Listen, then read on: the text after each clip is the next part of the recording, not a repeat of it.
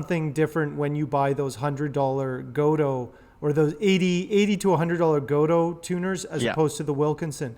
The Wilkinson, the Grovers, they're good. They're fine tuners. But if you're like really picky about your tuning and you want that specific gear ratio and nice smooth, you can't I've go got wrong. quite a few Grover tuners on several of my guitars, and now I've bought the 80 to $100 Grovers, and they're very nice.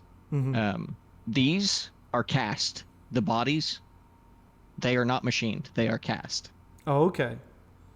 Yeah, They're that's the cheap. difference. Yeah, they're cheap. So the difference between the cast metal and the machine is in the gears. Is You can. I don't know if this camera will pick it up enough.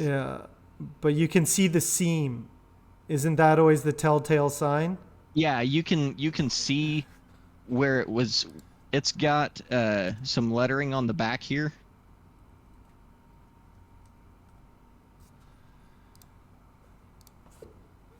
I can't tell if that's But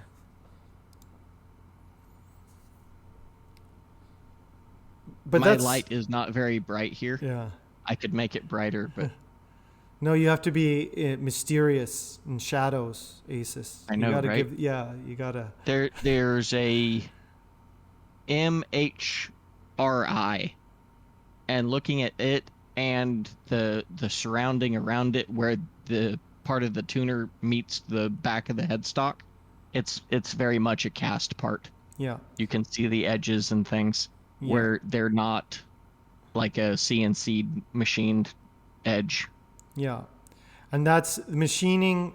Though you're seeing even the mid-tier stuff, like the Wilkinson stuff, is all machined, Yeah. and the automation process. So like a lot of the stuff that was considered like cheap stuff back in the day, even the cheaper kind of mid-range stuff is still way better quality than a lot of stuff previously because it's all CNC'd. Like we were talking about the necks, those are CNC'd now.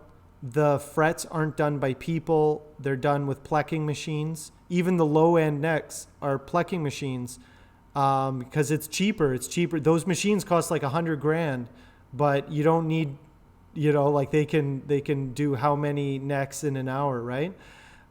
So it's changed a lot as far as the quality of this stuff, which just blows my mind that you can get a fully carved, fretted maple neck for $50. But that's where we're at. There's no way I can compete with that. you know? That tele kit that I've got that's going together, that's going to be painted. It was $100 for that whole kit, and even if I throw away everything, all the hardware that came with that, tuners, everything, it's still worth it just for the wood. Yeah, just to source those woods. So, okay, let's get into the kind of economics of it. So, which is crazy that you can get a machine body for cheaper than you could get a billet of wood to make a body. So, I can buy billets for $50, yeah, and then I've got to shape it and cut it and put a whole bunch of time into it. And if yeah, I'm just wanting, if you're just starting out, or like I was, or just want to build a guitar just to have the experience and don't really have the wanting to keep going, you can literally go pick up a kit or buy